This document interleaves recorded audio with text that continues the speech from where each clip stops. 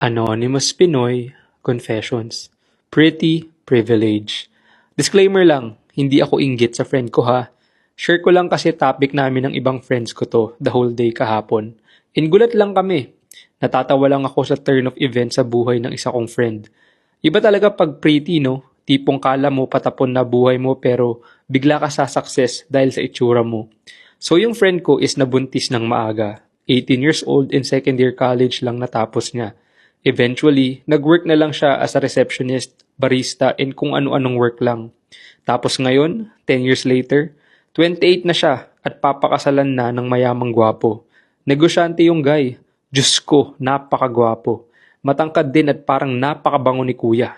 Sure. Akala ko sa teleserye lang to nangyayari. Legit na nakakaloka. While kami sa tropa, mga nakapagtapos lahat at working sa corporate, living a normal life. Tapos siya, ganda lang ang ambag at makakaasawa pa ng ganong klase ng lalaki. Parang kawawa si Guy kasi ambag ni girl bukod sa ganda niya, maghugas lang ata ng pinggan at magwalis. Good luck. Sana hindi sa annulment mauwi. Charis. Anyway, study hard girls. Wag malandi.